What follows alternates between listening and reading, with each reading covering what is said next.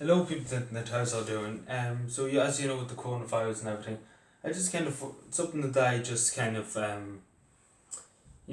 thought about for the last few days and the last probably month or two. You know how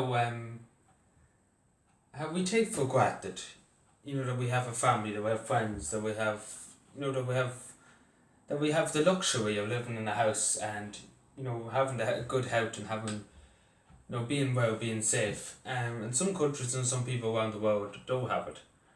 And it goes back to what somebody used to would said to me. There's always somebody in a worse situation than what anybody's in, and there is across the world. There's people who's in a worse situation right now. There's terrible situations that can happen in life.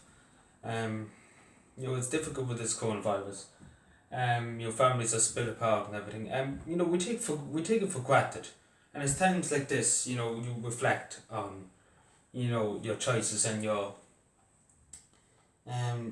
taking things for granted, because we do as human beings, everybody takes things for granted. I do it myself. I take I take some luxuries in life for granted. Like that, I'm able to go to school, I'm able to go to college in some countries. People with dyslexia, are basically pushed aside and said you don't have the right. You're brain dead. You have no authority to go to college. You have no authority to speak out. You're just nobody. And in some countries, unfortunately, that's the way people with dyslexia are treated. Like, and I'm lucky to live in a republic that values, people with special needs. At least tries and values people with special needs, and people who are unfortunately, as some people around the world will call different, but everybody has to be different, for the world to function. And there's no difference between me and to anybody else. And it kind of puts the world in perspective.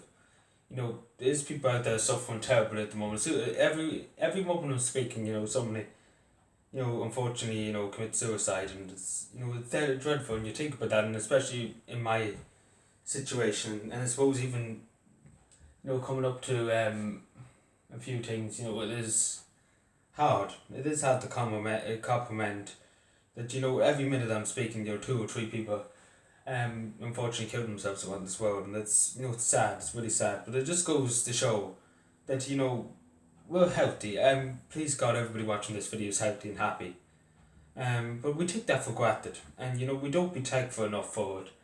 I find that I'm not thankful enough that I'm lucky to be able to stand. Stand up and talk to people, and able to use my voice, able to speak, able to see, able to hear to a certain extent. But I'm thankful for that. We take for granted. We do take the small things in life for granted. And in times like this, as I said, with the coronavirus, we just don't know what can happen tomorrow. And I do feel myself, and I looking back, and I do take things for granted.